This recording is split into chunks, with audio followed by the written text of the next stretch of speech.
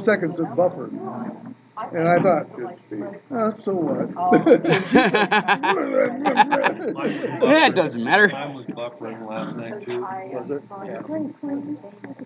You're watching the news and all of a sudden they say reload, loading. One shot. And what I do is I just go back to the screen and reload it. That's what we done. What is it you're using, Players Club, for the buffering that you're describing? I've got two players. I use Vaders. Vaders. That's $15 a month. And I use Players Club for $5. But you were saying that was buffering last night? Vader was last night. I didn't try Players. Players Club is another one, huh? That's $5 a month. I downloaded that made in Canada and had some success with it. I didn't have buffering, I had streams that wouldn't connect and other streams that would. I played with it for a little bit and decided, I don't care about live much. There's no TV guide with it. It's nice to be able to put an ABC stream, I guess, in the house, but we just don't even watch media like that anymore, so it's kind of out of place. What do you mainly use on your Kodi box? Well, that's what I've been talking to Maggie about recently. I've been really disappointed with Kodi. Really? Yeah. In fact, I wanted to bring it up with you and Jim today because it seems like, I've been using the Covenant, as well as Elysium, thank you. I could not remember the name. I could see it in my head and I couldn't pronounce it. As well as I've got some old ones, Exodus and Specto, but not one has proven to be more reliable than the other. I've had no problem with Covenant. Really? You have any problem? There's been an update, I guess. He said you got to go in and do it. Well, I've got mine set to do automatic updates. It checks for updates every time we turn on the box. There's a playback setting. He says you have to change if you're having trouble. A playback setting. Playback. You have to ask the guru down there. That's in Kodi. Well, we will ask Jim about that later. You go to systems and settings and we'll have playback. Because specifically, some of the errors I've had is it acts like it found the content and then it just shuts down. Yeah. And so for me, it's like, well, am I supposed to go through and find every one of these servers and pull them out of my checklist? Because that starts to get really cumbersome. And it's not something that, people don't want to learn how to do that.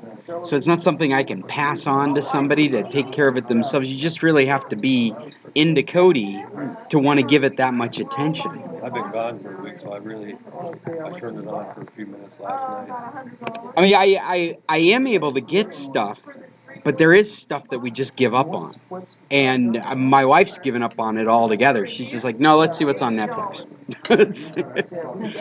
And when you get on Netflix after Kodi, you're like, well, this is a dream. This is beautiful. High definition, no buffering, huge catalog. Scott, why do you have me using this other machine? What does he use? No buffering? Yeah, Netflix. Netflix, yeah, you're right. Yeah, it's just so dialed in now that it's hard to go, yeah, but there's this. Let's try and get everything we want in one place. And say, yeah, but we're not getting it. Plus the Roku channel has a lot of movies on now, too. I guess they change every month. Hey, have you tried any of the Roku movies? I haven't. I think my husband did. I'm just curious if they're available in Mexico through Roku. One. I don't know that it's the same as the email I received. About my phone. And are you talking about Roku or Claro Vision? Roku. Okay. That's the other thing is Claro Video's doing a pretty good job. They've got a large collection. My smart TV has it pre-installed, but my smart TV, I've never put it across the VPN, so it knows it's in Mexico. It's a Samsung. It has Claro Video pre-installed, and I turn it on, and it's already pre-configured because it knows that I'm on an Infinitum connection. Is that in Spanish or English? Well, it is, and it isn't. You have control over the language libraries that it uses, but the catalog is intended for Latin American audience. So, there's definitely stuff there. Yeah, hey, we're ready. Welcome, welcome, welcome. This is the San Carlos Computer Club, and I am Scott Stimson from International Computer Solutions. And we've got a couple of new people joining us today. Down here at the end of the table. Hello there. Oh, and Curtis has disappeared. Well, we meet every Tuesday from 9:15 to 10:15 and try and solve the world's tech problems one question at a time. And I have come with a couple of topics, but I'd like to just start out by if anybody's got anything hanging. I'm sorry, you told me your name. Just say Sue and Curtis. And Sue, what's your question? Well, my question is, I have an older MacBook Pro, and I have a projector. I'm scheduled to give a talk Thursday night using this projector, and I bought a connector for it, and I want to make sure it's going to work, and I also want to know how to hook it up and also see how the quality of it. I think the projector's pretty old. Why would you want to know how to hook it up? You're right. Well, hooking it up shouldn't be hard. It should just. I went to Stirman yesterday and got a.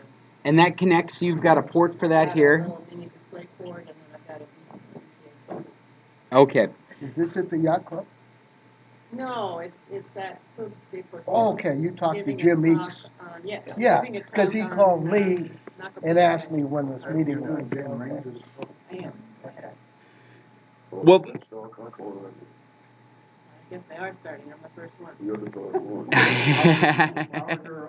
I am the flower girl. I guess we could call me that. Yes, I'm the botanist. We put a new screen up a couple days ago. Yes, and the question that I have is this projector going to be good enough resolution? You know, Photos. well, yeah. Without having any information on the projector, we have it here. Okay. Do you have the model number? Because we could look it up. And what I could tell you is that in a perfect world, you would connect your adapter and you'd connect the projector, and it would show up as a second monitor in your. You would look for it under System Preferences. There would be Display, and it would show both displays. And then you would work with it like that. You'd either mirror it or you'd use it as an extended desktop. In a frustrating Macintosh world, it may be from your adapter may not be compatible with Macintosh. I hope that's not the case. Well, this is. You guys have tested it out, and it's definitely. We're here to test it, and that's why we came this morning. To even See set if it you up. might be able to help us struggle. We can't set it up on the boat. We don't have a big enough room. I was hoping to It plug it in projects and- like 3 feet. It projects like 3 feet. No, I mean, No. Because in the boat, Oh, because in the boat. But are you getting a display on it? I didn't try it yet. Oh, okay. Literally just unpackaged this. So, Well, I don't know. Go ahead and hook it up. Let's see if it'll work. She wants to hire you to give As- a talk Thursday night. Yeah, I'm not a very good flower girl. But I might be persuaded to be IT for the discussion.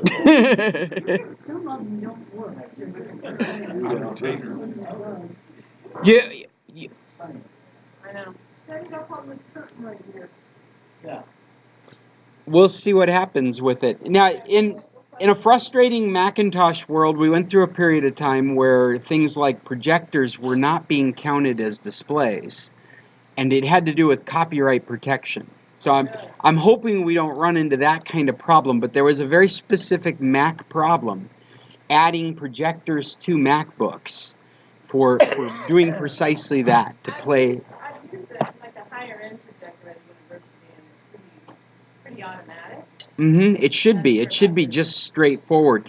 And that's what's unfortunate is if off the bat it doesn't work, there's only a handful of things that it could be. And I have to check out the nice chart on the wall. So maybe we'll go first with it. yeah, I think you're more looking for a place to plug it in more than anything else. But not by the window. Okay.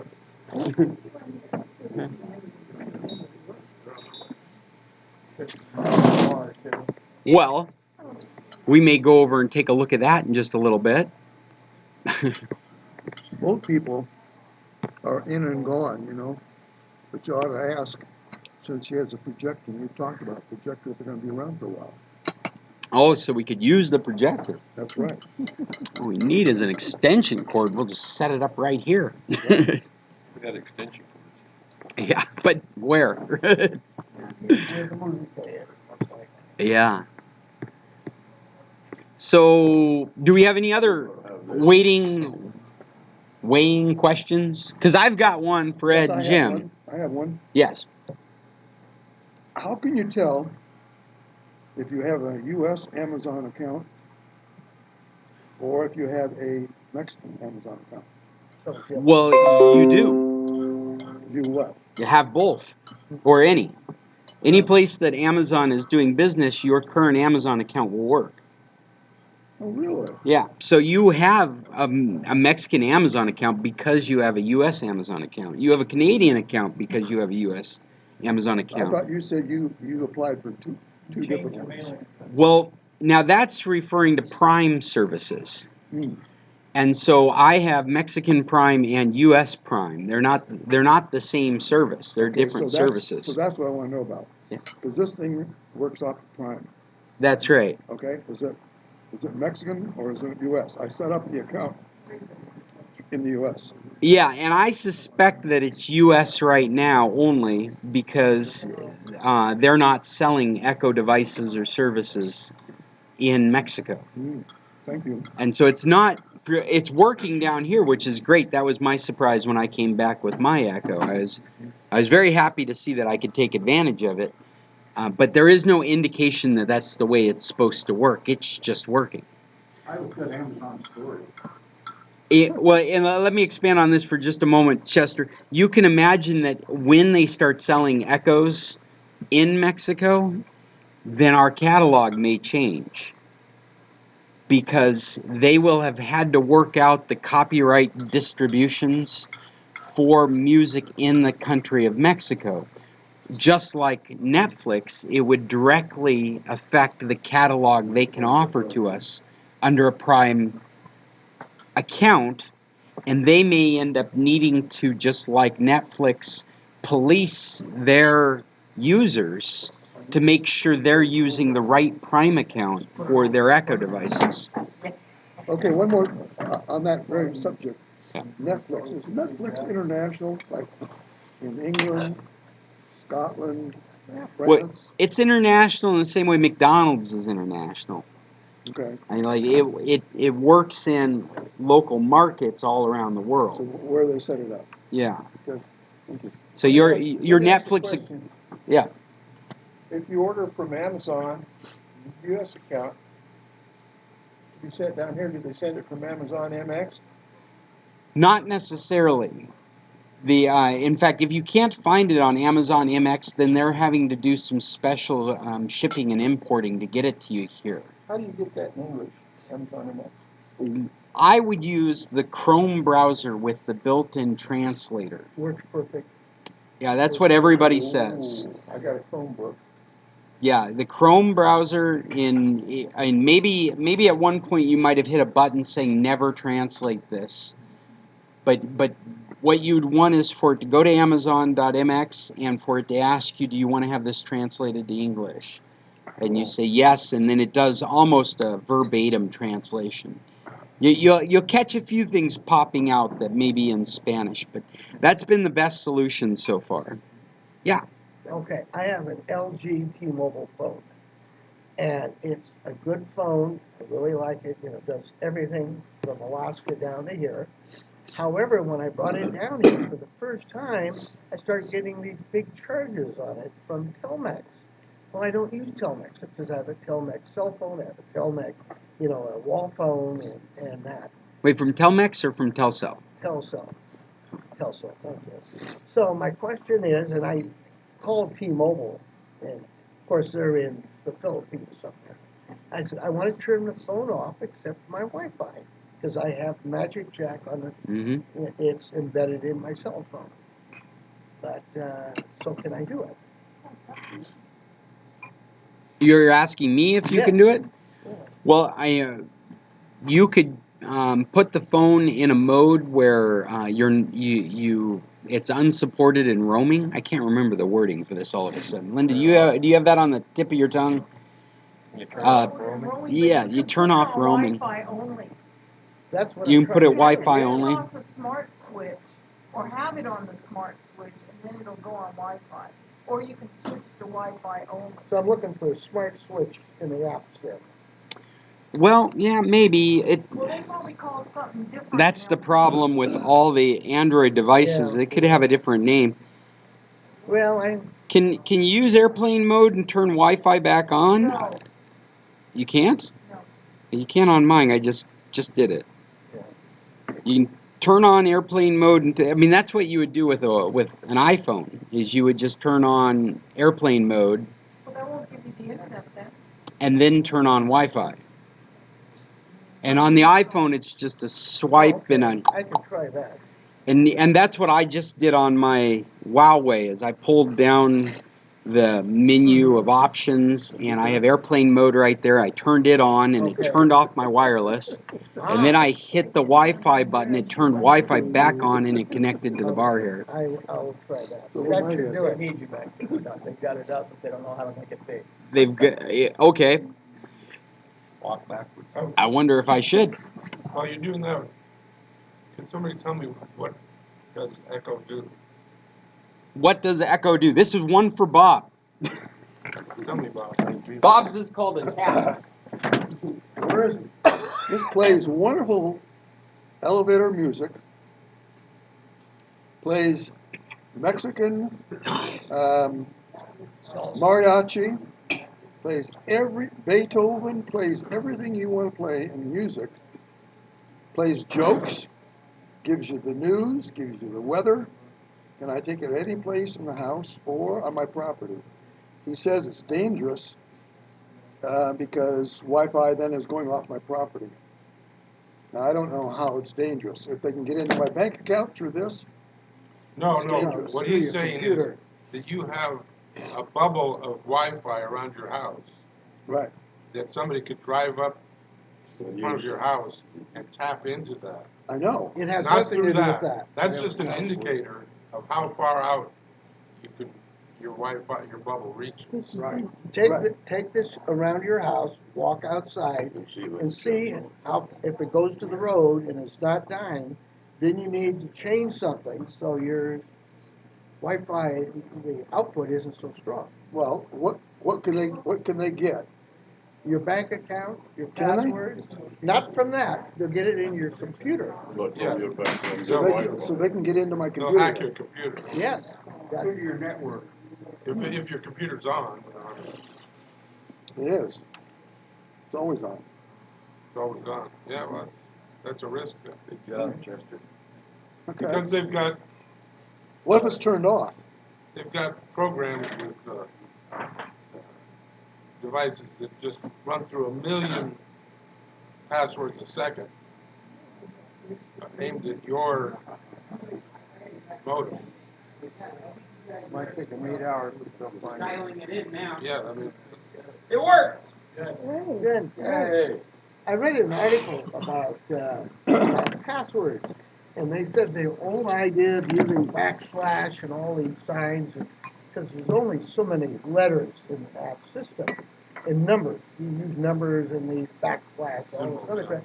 They said that is a horrible idea of password. They said you should use a phrase like I use where I was born, the city, the state, and the year. And so it's a long, complicated. That's your password? Yeah, as a Seems password. like that'd be easy to hack. How do No. you Anything how do you about remember you. all that? I know where I was He born. was there. However, as years go by, it may be more difficult. yeah, Well, if we're talking about the logic behind passwords, there's a couple of things that you're trying to you're trying to protect yourself against. One is easily guessed, and easily guessed passwords are broken through brute force, and they use a dictionary, and the dictionary, they just run through a list of what people commonly will use for a password. And it could be hundreds of thousands of different passwords, and it's just trying each one as quickly as possible. And Another one would be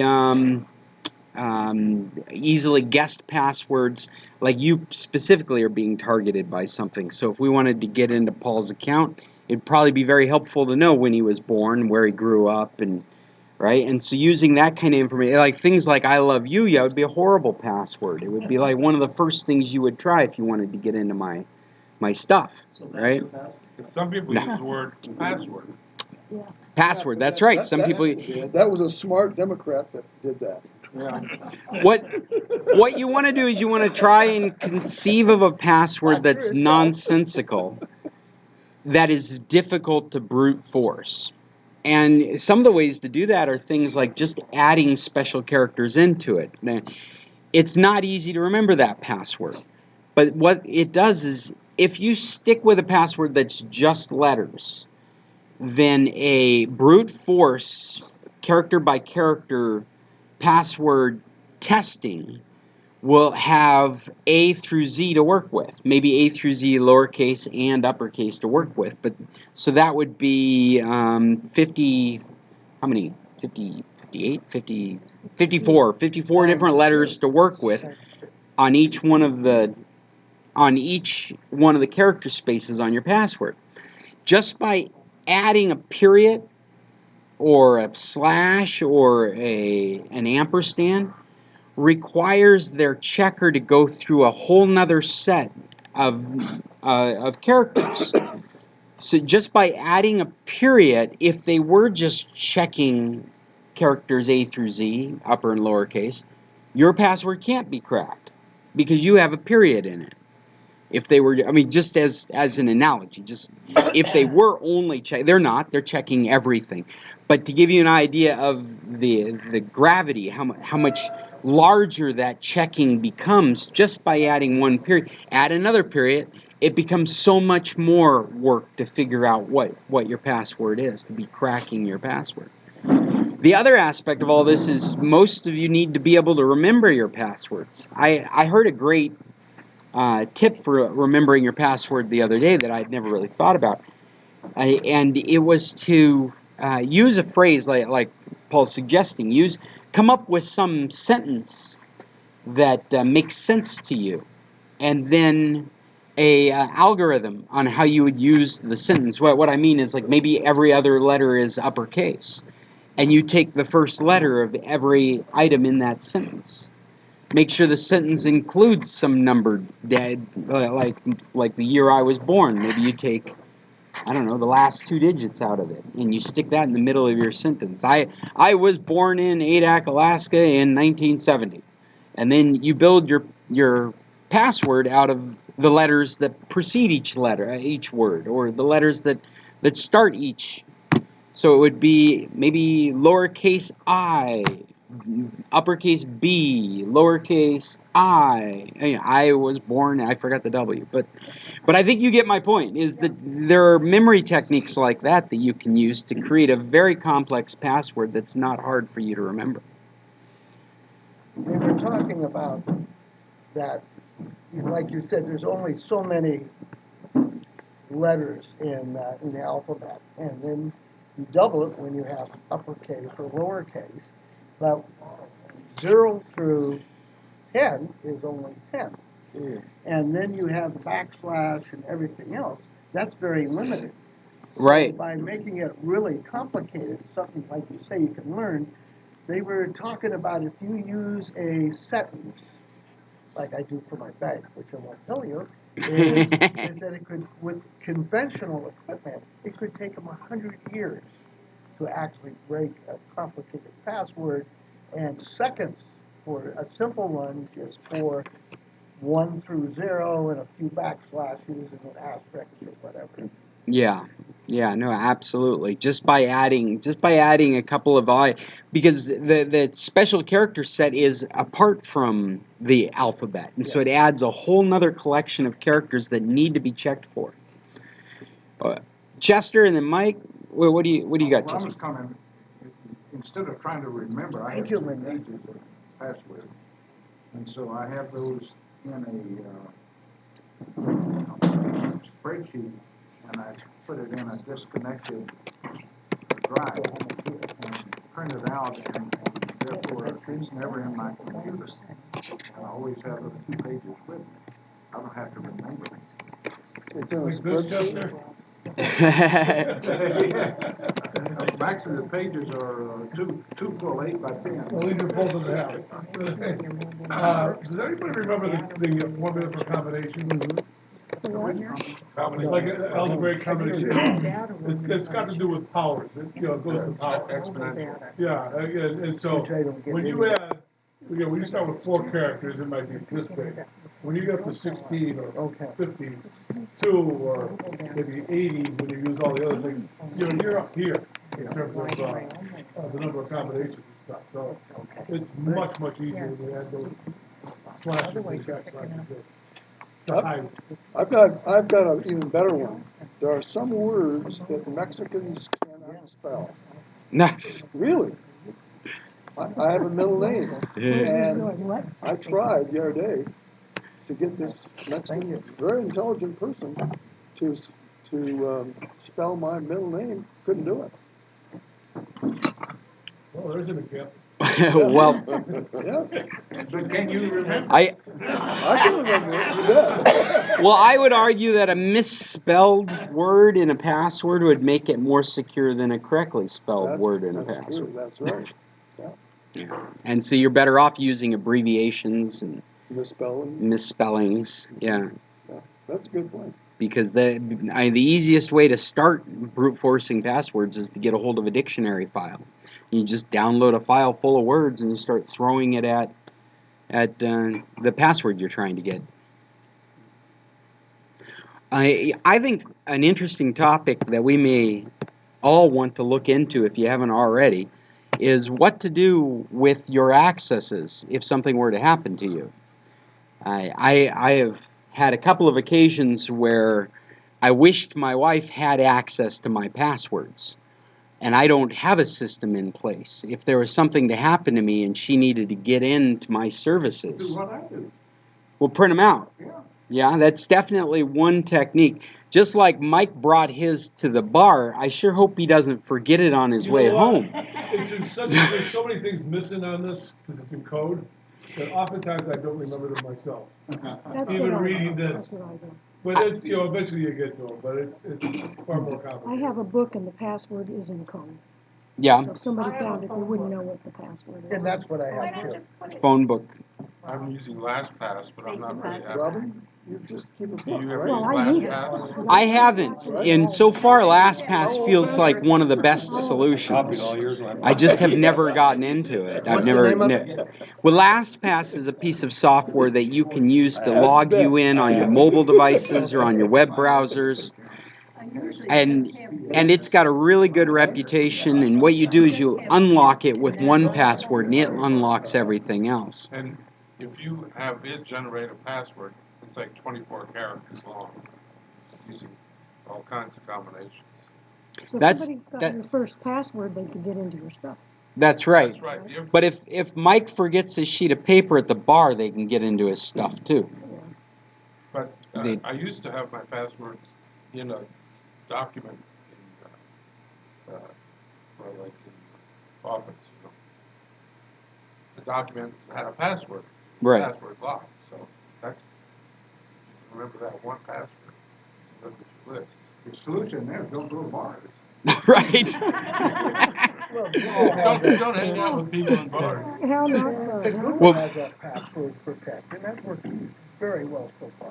You know, Google has a system for securing passwords with it, right? So Yes, if you're absolutely. yeah, if you're logged in with Chrome, if you're synchronizing Chrome with your Google account, then it'll ask if Google wants to keep track, not the Chrome, but if you want Google to keep track of these passwords, then the only password you're concerned about is your Google account password, and it authorizes everything that you sign But I into. think if you're on a different computer, somebody else's computer, it'll ask you again for that password. Well, if you're signed into Chrome at a different computer, it won't.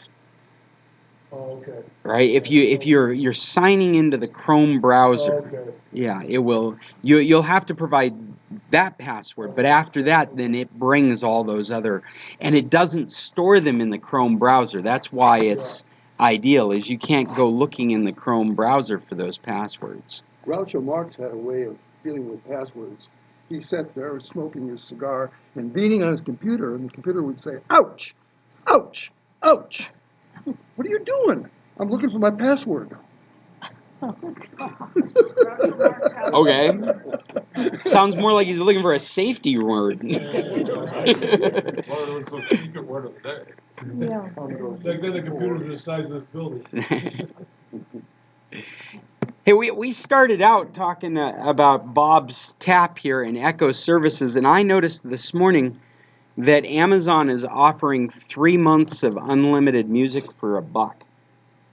Really? I'm paying $3. Well, hey, did you sign up for the unlimited music? I guess. I don't know. Because Really? you've got a Prime Music account that comes with your Prime subscription. Right. And movies. What's that? And movies. Yeah, and movies and TV and free shipping. The Prime Music account has 2 million songs and playlists, and you don't need to subscribe to a music service if that's enough for you. But their unlimited music accounts have tens of millions of songs. What it means to me, they have 10 million songs. And variety of playlists, and it is regularly $8 a month for you to be able to use that music on any of your devices that have access to Amazon. So your phone or your tablet or your computer or Amazon Music on an Android device or on a Roku. You can download this music so that you can use it in your mobile devices without an internet connection. You do have to use the Amazon Music app, though. That's what I was playing around with it this morning. Like, well, I got Prime, and they say the music unlimited and the. Here, we'll get some audio of pouring a cup of coffee. Thank you. That's awesome. They say in their description that you're able to download this music so you can use it for offline play. You're not required to have an internet connection, but you are required to use Amazon's music program. Unless you've purchased the music, the only downloads you can do have to go through the Amazon Music program that you have installed in your phone or your tablet, your computer. But I still thought it was pretty intriguing. $8 a month or $80 a year if you already have Prime. If you don't have Prime, if all you want is the music, unlimited music, it's $10 a month. So it's about $120 a month. Or a year, I'm sorry, a year, yeah. And then they also have a family plan.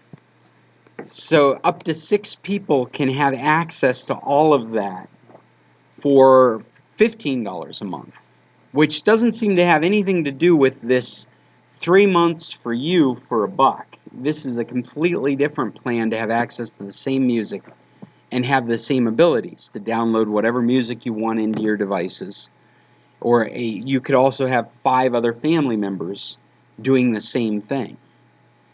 And it's a little convoluted because you actually have to provide what they call a group payment plan, which is what I think I've already got, because for my kids to use apps, they have to have access to my Amazon account, which means they have access to my Amazon credit card, which means I've had to teach them not to buy stuff. So that's all the group. I mean, the group payment plan is just like Orwellian speak for, we're not track of it, you are.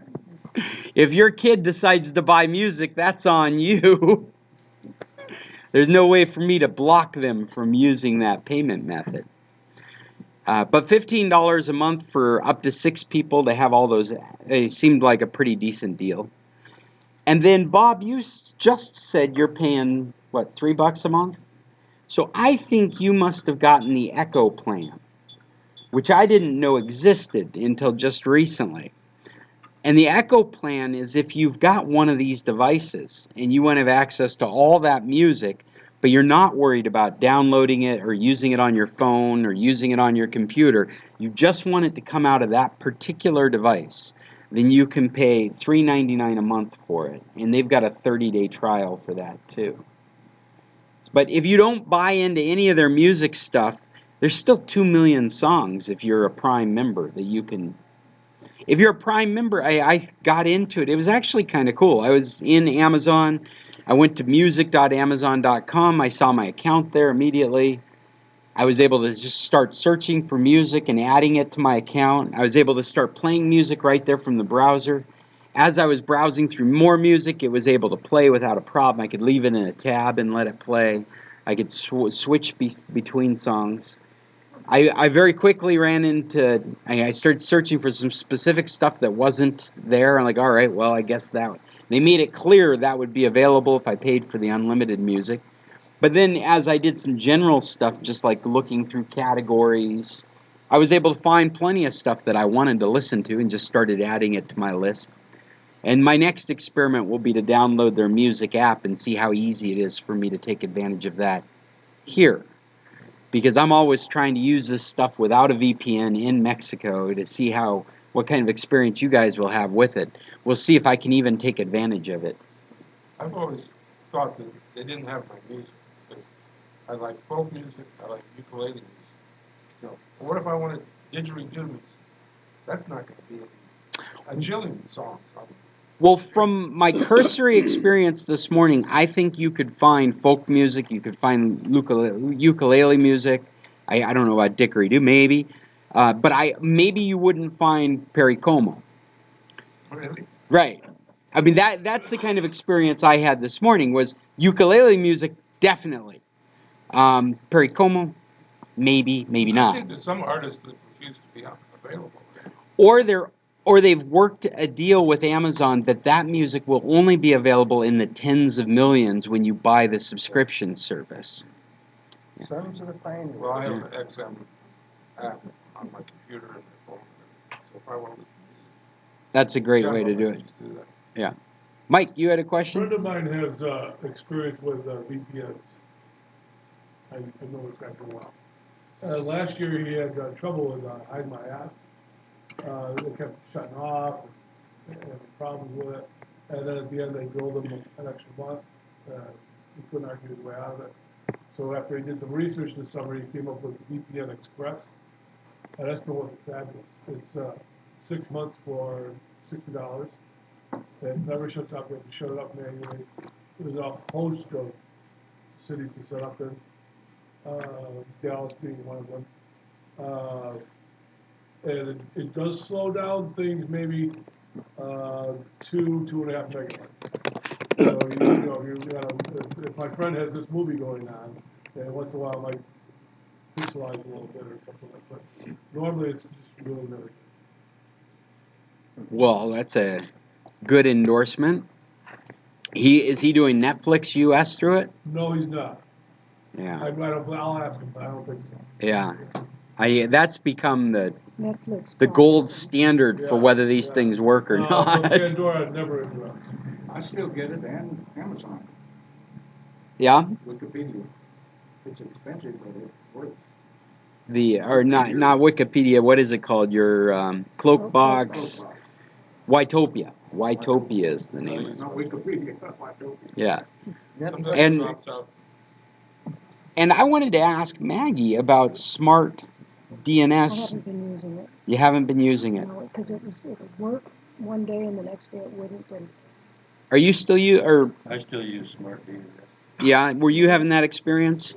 What happens is, like, if you have a service interruption off your router, you got to go back in and reset it. reset it. Reset it. I don't know how to do that. But are they also having issues where, from what I understand from Smart DNS, and really it's my experience with you, and then I was working with another customer with it, is that these are not proxies in the standard way of thinking. Not everything is going through them like a VPN. They are setting themselves to be your default DNS, your default lookup for a name. So you use a service called Netflix.com. When you've got them set up as your DNS, you go to them and they give you a different number than the standard Netflix number. They they send you through a route to get to Netflix that is modified to make your traffic look like it's coming from the United States. Only in those aspects. So a place like Smart DNS is having to maintain a Netflix service, a Hulu service, an Amazon service, while all your other traffic just goes out onto the internet like it normally would. So Google shows up in Spanish when you go to it, because you are literally coming from the Mexican side of things, unless you ask for Netflix or unless you ask for Hulu. And one of the problems with that kind of service is they're constantly having to maintain it to make sure that Netflix is available or Amazon's available. I was trying to help another customer with Smart DNS last week, and it said it was working, and in the end I believe it was working, but we were doing it on an Apple TV, and I believe, and I'd be really interested in hearing if anybody else is doing this, I would believe that the Apple, because it's Apple TV, that their Netflix is a different deal, and that it will not work using the Smart DNS, because all it would give us is an unusual error message on the screen. Yeah. And we would turn it off, and it would immediately work. But we would turn it on, and it would go and go and go and go and go and finally have some weird JavaScript error. Mm-hmm. It wasn't even like you're using a VPN, or it would just give this weird JavaScript error. That's what I was getting. On your Roku. A weird message. Where's your Smart DNS? Is it set in the router? Yeah, hers is. If I have to reset it in the router, I wouldn't know where to start. No, but you have to go in, like on your account, on your computer, you log into Smart DNS, and then it'll give you the setup page, and it'll have green arrows or. Yeah, you're familiar with that. That's that page that shows you Netflix is working, Amazon is working. Yeah. Yeah, and then I'd get one with setting it up, and I would click on that, and it opened up that page. What computer are you using? Where are you? Remember all those weird questions that it was asking that I didn't have an account? Do you remember that? Well, I think you're thinking more back to verifying like a single setup. But what Ed's referring to is going back and reactivating your new IP address because your internet service was interrupted. And when you get unplugged from your internet, or there's some problem with your internet, there's a very good chance that when it comes back on, it's going to hand you a new IP address from Telmex or from Megacable. And now Smart DNS doesn't know where you are, and that's why you have to go back to their account. And that page is actually very straightforward. It says, here's the IP that you're using, here's the IP that you're set up for. You need to activate this new IP. It actually says reactivate. Yeah. And it's got a reactivate button right there. Check mark, it'll say reactivate. Yeah, there were two that are always red. Okay, one's activate, the other one set up, I think, and set up I could not get to work. Well, it was all green when we were working on it, so I don't know what's going on with that. And then it stopped. It hasn't been unplugged. I haven't done anything. And my experience this last week with another customer, it was all green, and it would work through the PCs, but it would not work on the Apple TVs. So if anybody knows of anybody doing this stuff on the Apple TV, I'd be really curious if they're having the same experience.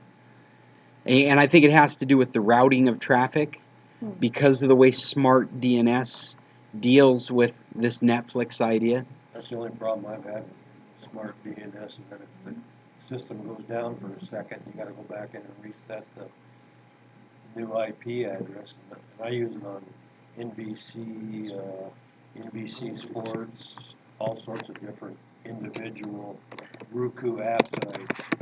I clone off my brother's Dish account up in the U.S. so I can watch sports, NBC reruns, and things like that. It works good for that. I'll try it. I haven't got You can also set that to auto update in your router if you have a WRT router, TV. You mean you can set it to auto update Smart DNS service? to reactivate it. It has instructions there. Mine's in the router and it reactivates. Well, that's cool. So Smart DNS must have an API and some scripts that you can stick in it. Yeah, by activating something. You could also use, there's another script area that you can put it in. I can't think of the name of it right now, but you'd have to write your own script for it. Mm-hmm. That's what my prior service used to use. But, yeah, the instructions are right there. The nice thing about that is it has VPNs also. If you're not sure about it, it has a big list of VPNs. Well, I like what you said about being able to put it in the router if you have DDWRT, because that would, so then you wouldn't have to go to a website and re-verify your IP address. Automatically. Does that have something to do with the dynamic DNS? Is that what they're doing? I believe, maybe. Because, yeah, that's built right into DDWRT. Well, I will do some research in that respect because that would sure make things a lot easier. That would mean that whenever your service went down, when it came back up, it would be able to do that motion on the web page automatically without you having to do anything. Well, no, you're already doing it. Yeah, when Telmex has gotten disconnected, then you go to the website and you sign in, and then you hit that reactivate, and everything's supposed to go to green. That's what we're talking about, is that reactivate could be done from the router. But I'm not familiar with how to do that, but I'll look into it. If that exists, it could be set up. Yeah, Paul. One more question. Sure. I like NPR, and I have it on Sirius Radio in my vehicles, but not my house. Does anybody, do you get NPR on that? I have Sirius, but I pay an extra $5 a month to have all access, including any kind of, I put an app on my phone, on my notebook, on my computer.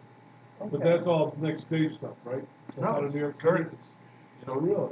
direct feed, Um, Howard Stern, whatever you want. Okay. He's on PBS now? No, but PBS is on XM Sirius. That would be awesome. Do Could you imagine? you know Scott number 2 with the TV service? No. Oh, yeah, of course, Scott Bailey, yeah. His thing has 2 PBSs on it now. Oh, okay. One's in Vermont, one's in Pennsylvania. I'll try it. What service is he providing now? And last year was my friend has it. And Yeah. last year he had Roku. This year he's got the Amazon Fire. Well, I think what The he's movies are awful. what he's loading though, I think, is Radiosity, right? Quality is awful. No, there's not any actor you've ever seen in any of them, and none of them have ever been in big theaters. It's terrible. Are you talking about the Amazon collection? No, Scott's selection. Oh. That doesn't sound right. Radiosity is what I've seen him do, yeah. The first 500 movies you might find 2. Huh. Unless you like a lot of special effects, computers blowing shit up. It's kind of like DirecTV. I have another question. Okay, Bob. I did not buy a smart TV because I understood that Roku is what makes a TV smart. That's what I understood. And Ed and I were dealing with a Roku 1, not Roku 3, and we believe that it's gone bad. And the reason I didn't want a smart TV was I figured that eventually these things go bad. And I've never heard of anybody having a smart TV with a Roku inside that went bad. But my Roku, I think, went bad. Well, one of the advantages of relying on a set-top box, that's what a Roku is, it's a separate device, is that if it does go bad or has a problem or needs to be upgraded, it's just a matter of replacing it with a new one. Whereas a smart TV, you just stop using the smart functions. And there's a lot of those TVs in the world right now, where the smart got real dumb real fast, and nobody's using them for smart other than switching their input source to whatever set-top box they plugged into it. Yeah, but by the same token, you can always go to a Ruco if you have that problem. That's right. But I understand the most recent Ruco is number 4. Say again? Number 4? Yeah. that's Yeah, they're the HD and 4K, the 4K boxes. Well, and there's TVs coming out slowly that have Roku as their smart. So, yeah, built right into it, which I think we need to quickly move past all this and just get really high quality displays. And maybe the feature is it's got a door in the back and you can plug anything you want into the door. It just, when you buy a Roku, you stick it in the door. It's got a little shelf where it sits. When that goes out of date, you toss it and buy a new Roku to plug into the monitor. Let me ask you about your Roku, because I know 3 people that are using Roku, and Scott's service, and all the stations are going away. Most of them don't have any stations. I think that's why Gilda Scott switched to the Amazon Fire. So, Well, I know Gary's using a Roku Express, which you don't even see in the States. That's like a Latin American product. But it was flying when we were playing with it the other day. You could bounce between channels. It was like analog cable. We were able to bam, bam, bam, bam, bam, switch channels real quick. Gary had no complaints with it. I did some movie searches. I very limited appetite for movies. I put in there was Star Wars, Star Trek. I'm like, this is all that matters to me. It's working great. Samsung has a little player. It's a CD player. It's got Roku built into it. Everything is really slick. You can access it from your phone, from a camera, match it to your computer. It's just a little box. It's got everything in it. I have that in California. It's a DVD player, is that what Yeah. you're saying? Yeah. Yeah. I've heard of it recently. Yeah. They have Yeah. smart DVD A players. smart DVD player. I got Netflix and Roku built into it. Yeah, all that. I haven't seen it with Roku built into it, but they've had them for a while with things like Netflix built into My it. only disagreement with it, and I called the company, asked, there's no way to tell whether it's on or off. There's no indicator light. They said, well, if you hit the button to eject the CD, then you know it's turned on. Boy, that's kind of stupid. We should change the name of this club, computer club, as a club, to the TV club. The TV club. That's not the first time we've heard people say. Okay, let's go on to something else computer techie related. Yeah. Did you hear that the FDA just approved a pill with sensors in it? What? Yeah, Yeah. Yeah. So A pill? tracking device in it. Is it like that movie they put it in your bloodstream and it goes all through your veins? You're looking at it. No, Well, actually, they already had that. This stays in your intestinal tract. Yeah. What this is it has copper, magnesium, and silicon, which this New York Times article it goes out of its way to say these are safe ingredients found in food, in quotes. So if you're worried about those things, you're already eating them anyway. But apparently, when these pills hit your stomach acid with these ingredients, it creates an electronic discharge, which can be picked up by a patch that you wear on the skin. And the patch is a smart patch that talks to an application. So you go from pill to patch to app, and then you have smart drugs. And they're proposing this for well, they're proposing it for situations like schizophrenia, where people that have schizophrenia actually could be contributing members to society, but all they have to do is forget to take their medication, and they could be the most dangerous person in the room. And so this would be a way for them to keep and monitor that they are constantly on their medication. It cured my leg cramps. It cures your leg The cramps. magnesium and stuff, yeah. It abundance with my leg cramps. Okay. I think doing it with miniaturized cameras. With miniaturized cameras. I remember reading something about this, where you would take a capsule, Okay. and of course you expel it in the end run, but it was supposed to photograph the whole digestive system. Well, I don't doubt that those patents and experiments are going on. I think what's unique about this is the way it delivers this message. because it is not, it's not really smart. It's a chemical reaction that reacts to a patch, and the patch is what's smart. And so the patch is able to see whether you got your dose that day or not, and then increment it in a log that's kept in a mobile device. And so how does a schizophrenic know to take their medication? They could totally ignore that. They could, but If they if don't take their medication, they're not gonna swallow that pill either. Well, yeah, I mean, if they're not going to take the medication, at least there's a record of it, and I think that's the point. Is that a doctor would have access to this? maybe? Again, this is in its infancy, so we don't know where this will end up. Improve the facility. The FDA is not the hurdle in this technology. That's the point of the article. Is the FDA has said this technology is safe and doable.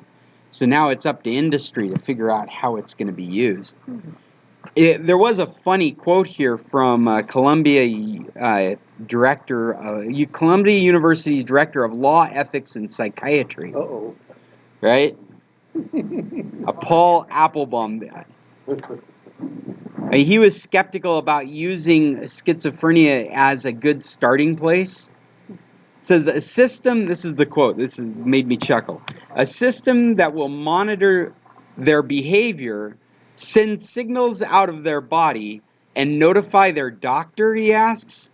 Would you think that whether in psychiatry or general medicine, drugs for almost any other condition would be a better place to start than a drug for schizophrenia, where you spend your time being paranoid that they're out to get you? Right? You're proposing that they use a drug where everybody's able to monitor them? Well, silicone is a plastic, and the metals that you mentioned must be really small. Silicone's not a plastic. No, Yes, it is. no, it isn't. Yes, it is. No, silicone's Yes, it is. Sand. it's sand, yeah. Well, Silicon dioxide. Yeah.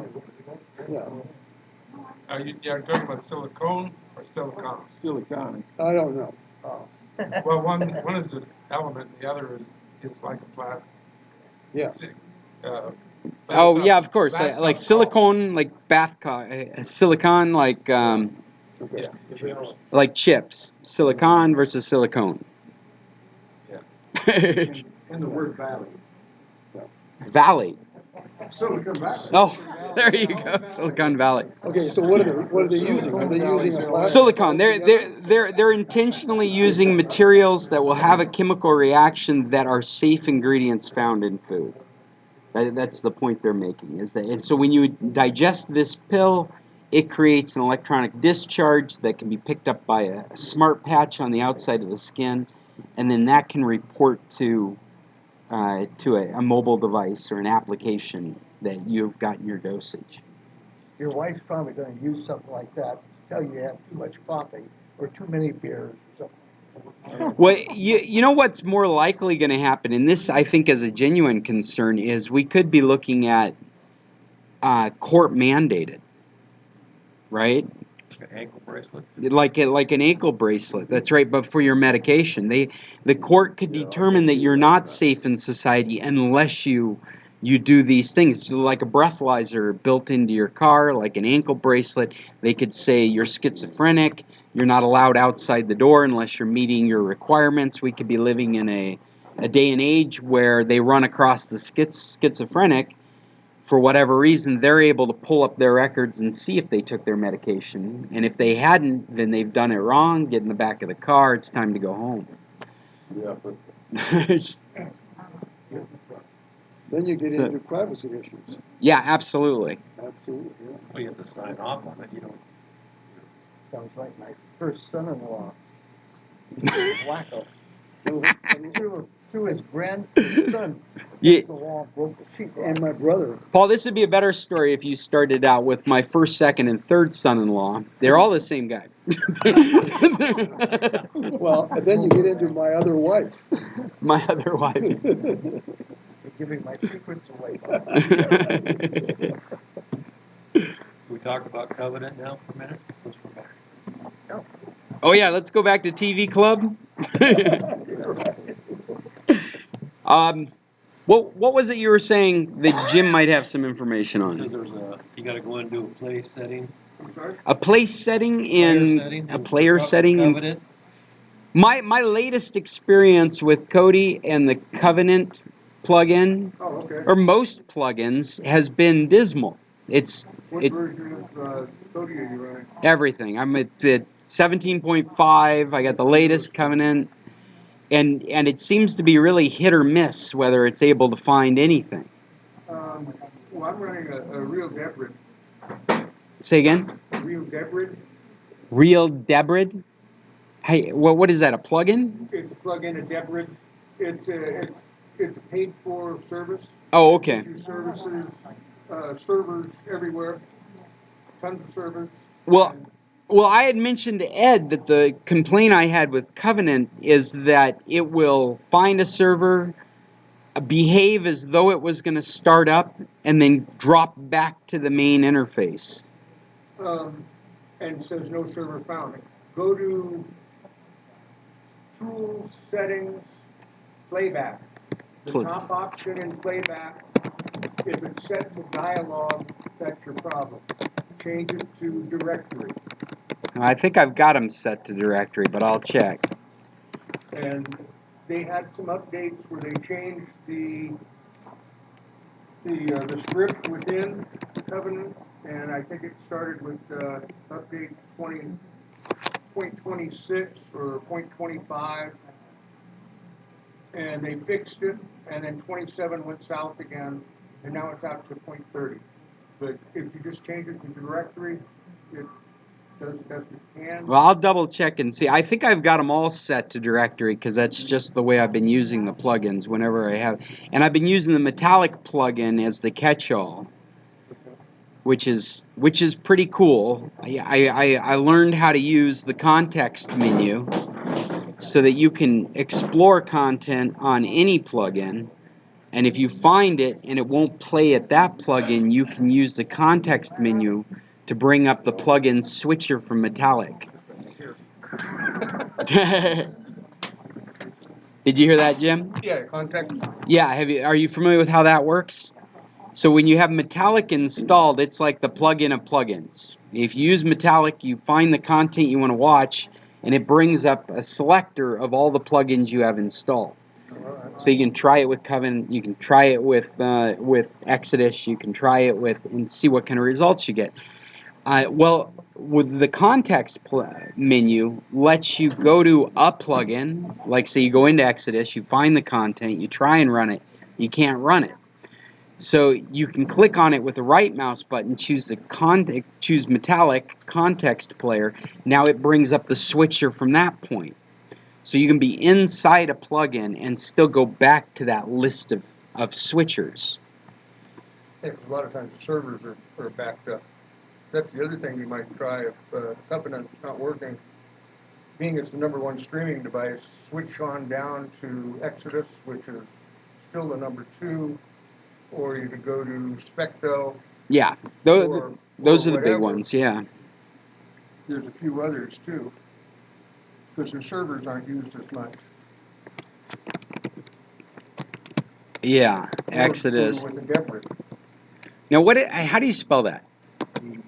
D-E? B-R-I-D. Yep. B-R-I-D? The two Debrid. Okay. The two main ones are Premium Size and Real Debrid. Premium Size is definitely the fastest. They give you free trials too if you want to try them out. Okay. Premium Size is really nice, although they want a lot of money for it, more money. Real Debrid is real reasonable and fairly fast, gives you a whole bunch of choices on servers.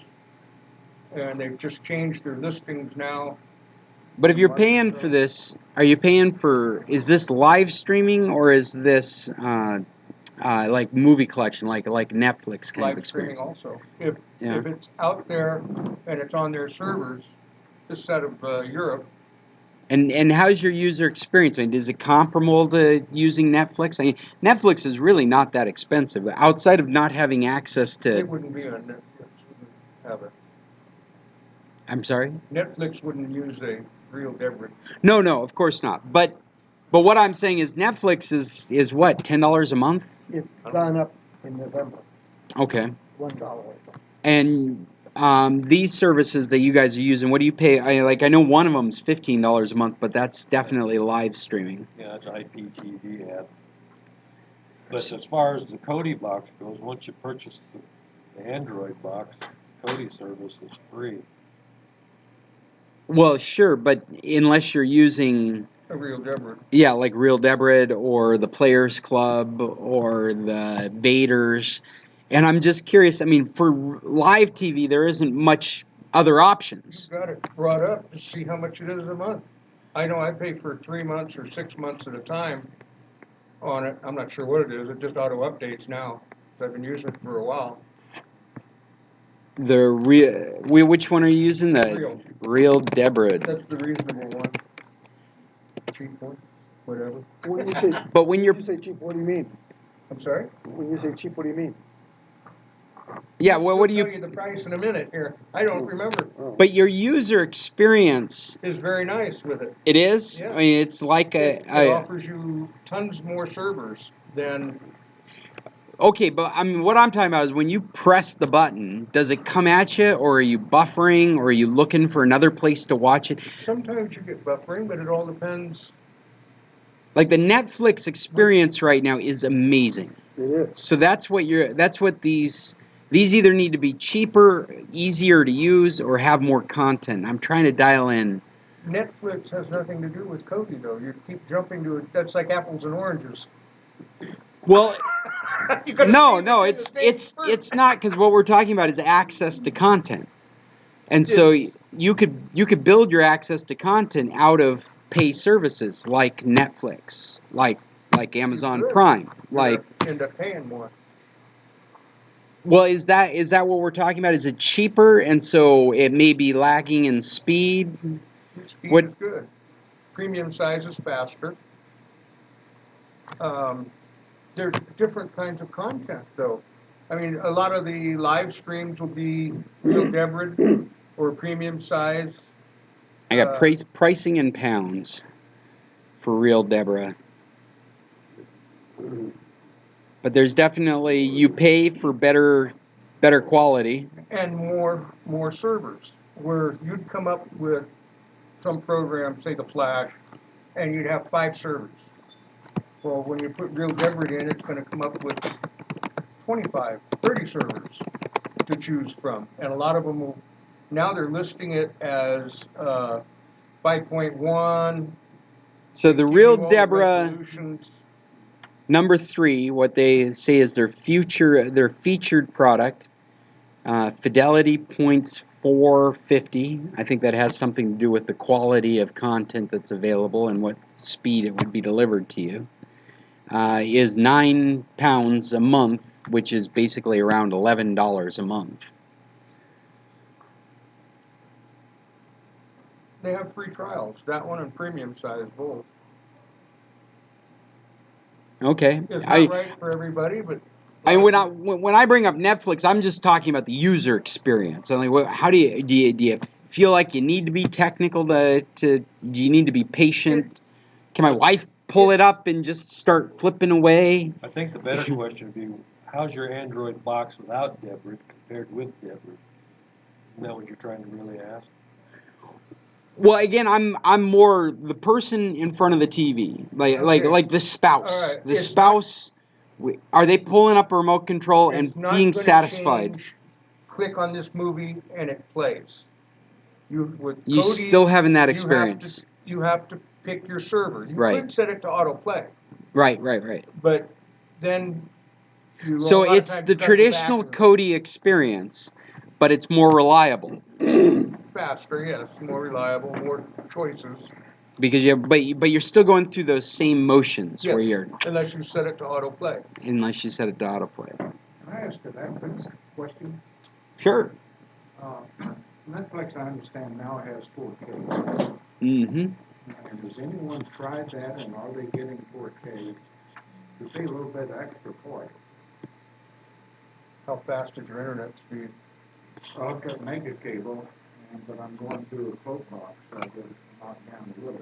you need a bare minimum of 25 megs download constant. Because then the question would be, I can get that if I would go to Netflix Mexico and go direct, rather than through Flipbox. Chester, do you have a 4K display My TV. on your TV's a 4K? Yeah. But you haven't tried. You know, YouTube's full of 4K examples. I mean, if you were looking for an example of how, just to see, just to see if you felt like the quality was worth it to start with. And whether you have the visual acuity to appreciate it. It's like people that save all their money, and when they're in their 50s, they buy a hi-fi that has a broad range of frequencies, and they can only hear that. Right. Well, not to mention, there's a lot of stuff you probably don't want to see in 4K. I mean, like blemishes, sound boom. They would have just blurred it out before. So no one is using 4K. Boy, I'm not. I don't have 4K in my house, and I haven't done it through Netflix. In fact, we have such limited internet around here. I think I've mentioned before, I'm at around 10 megabits a second. If I was using Netflix regularly, I would go in and dial down the quality that it would provide just so it wouldn't jam up my internet just regularly.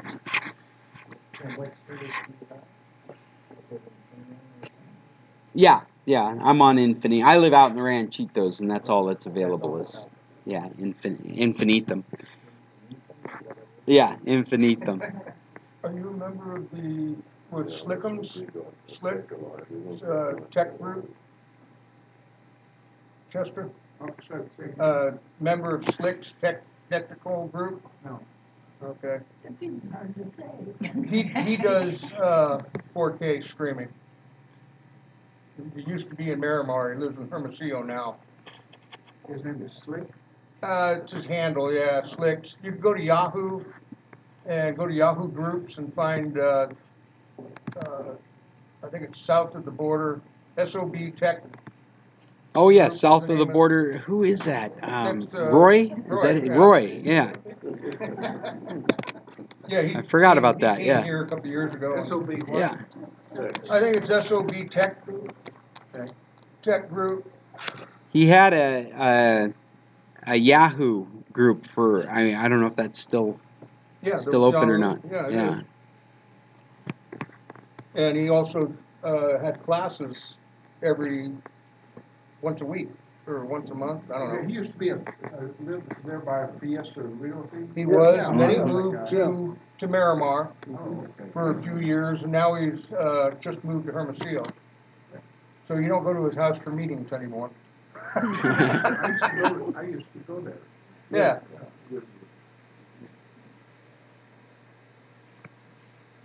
Well, we've reached the end of our club meeting. I actually only have two other topics with me. One is Black Friday's coming up. A lot of sales going on. Anybody got any advice? Anybody looking for anything specific? Hide your credit card. I think we've mentioned in the past, you got to watch out for some tech deals, especially TV sets. They're TV sets that are built specifically to be sold at Black Friday. So you may think you're getting a deal, but watch out, because a letter B versus a letter C could be the difference of some of the features that you might want in your TV set. They definitely build products to be sold at a discount during Black Friday. And Christmas. And Christmas, Because I yeah. bought one of them, a TV. Yeah. Lasted 1 month longer than the war.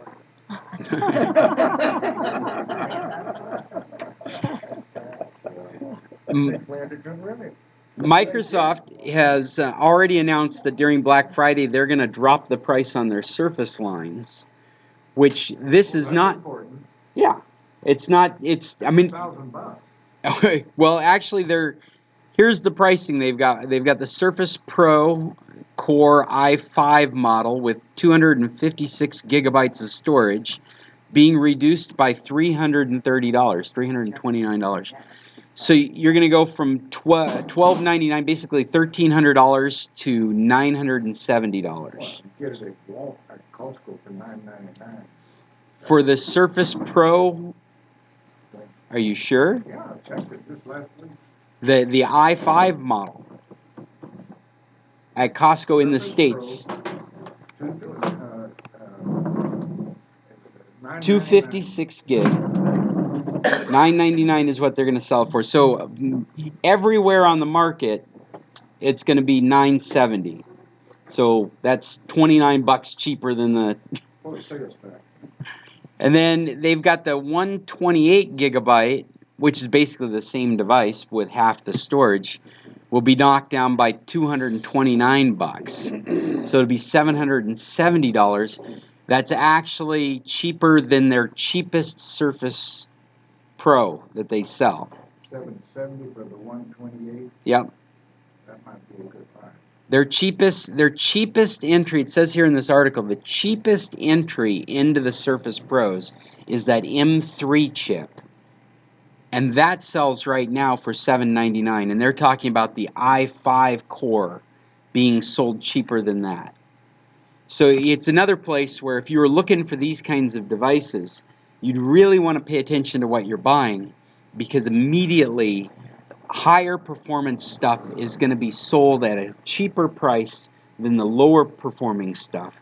There's going to be a lot of lower performing stuff masquerading as the same stuff on eBay, Amazon. You're going to be required to pay attention to the descriptions you're looking at to make sure that you're taking advantage of this new deal. Some of these are so with or without the keyboard. These are with keyboard. With keyboard. That's what they're saying, is that these will be sold with the black type keyboard.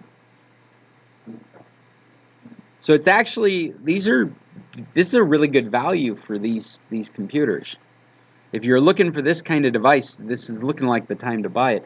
And different from the TV PSA we just made, you buy a Surface, Microsoft's responsible for it. They would not go out of their way to build one specifically for Black Friday, because they'd be shooting themselves in the foot. Because they're going to have to give you the same warranty, the same support that they would give for any Surface device you buy. So these are genuine products at reasonable prices. I can only imagine they've got a surplus of inventory that they want to get out of their channel so that they can release the next line. And that's why we're seeing these great prices on them. And then I had one other thing. Is it even worth bringing up? Oh, it's just the broken iPhone thing. $1,200 phone that cracks. You guys can read about that on your own. I don't know why you would spend $1,200 on a phone that the first time you dropped it, it would break. Don't buy a phone that has glass all over. It just is pretty and shiny. It's all it is. Well, the people that use them in big cities, you know, a lot of congestion. As you're using it, somebody takes it out of your hand and runs away. Yeah.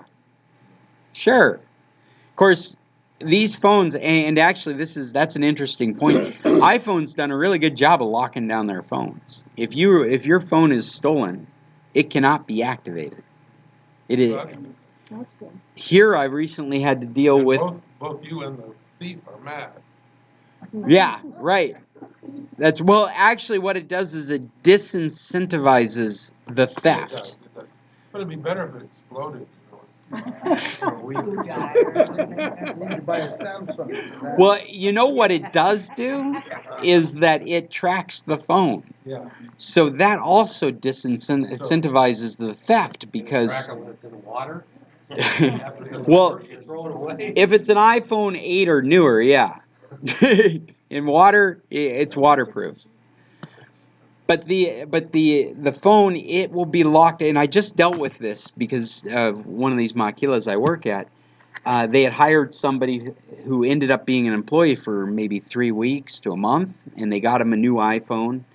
And then they had a falling out, and they fired the guy, and they got the phone, but it was attached to their iPhone account, to that personal iPhone account.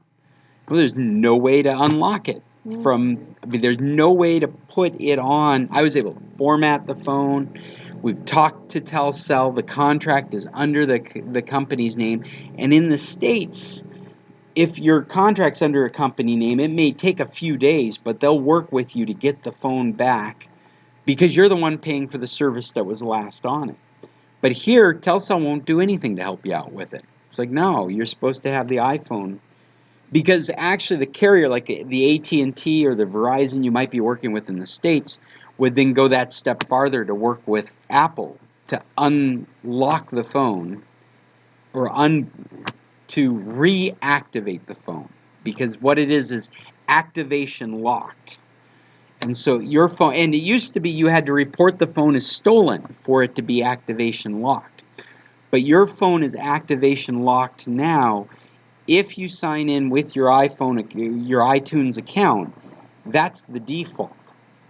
So if the phone is wiped out, it's already on activation lock. And it cannot be used until that person's iTunes account says this phone is no longer mine, takes it out of the iTunes account. And until then, the phone cannot be put on a cell network. So IT at the company should have registered the phone, locked it.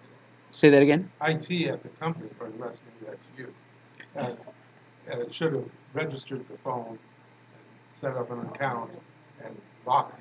Well, that's what we're learning now, is that, and there is no decent IT solution for this problem yet.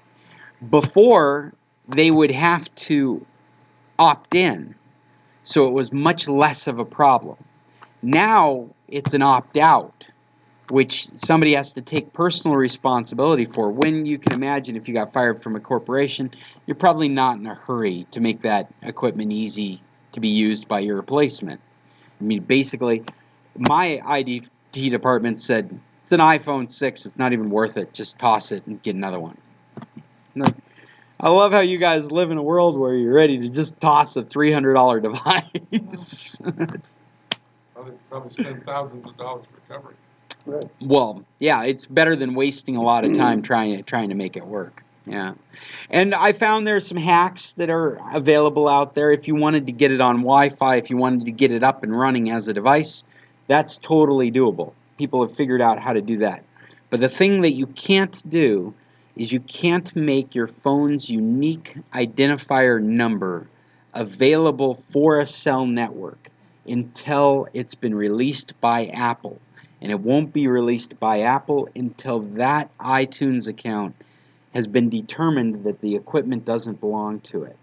And there again, in the States, Verizon, AT&T, Sprint, they would work intimately with Apple's tech departments to get the phone out of that person's account. Here, there just doesn't seem to be a way to get Telcel to do that with Apple. So yeah, anyway, iPhone stuff. That's called first world problem. Yeah, really. That's. You're very welcome. Thanks for coming. Well, we've reached the end, and we're a little over, which is pretty typical. We're about 18 minutes over, but this has been the San Carlos Computer Club, and I am Scott Stimson from International Computer Solutions. For all your computer needs, on this side or the other side of the border, get a hold of me at internationalcs.net. And if you have any interest in our club, you can see and hear recordings like this at scclub.org, or look for our podcast anywhere you're catching your podcast. Just do a search for the San Carlos Computer Club, and you can hear our audio broadcast as a recorded podcast. We call it the Clubcast. We meet every Tuesday from 9:15 to 10:15 here in Tequilas in San Carlos. They're great. They're providing us with awesome internet. Finally, we can do things in the restaurant without any problems. We can broadcast. We can look up stuff. You can bring your devices and join us. If you have any interest in our topics or the things we do, please come join us at Tequilas Tuesdays from 9:15 to 10:15. People show up sometimes early, like 8:30. They do breakfast, and then they stick around for the meeting. I say all this only out of a love for having a great place for us to do our meeting. I get no real compensation for this. Thank you, Maggie. Until next time, this is Scott. Tech on.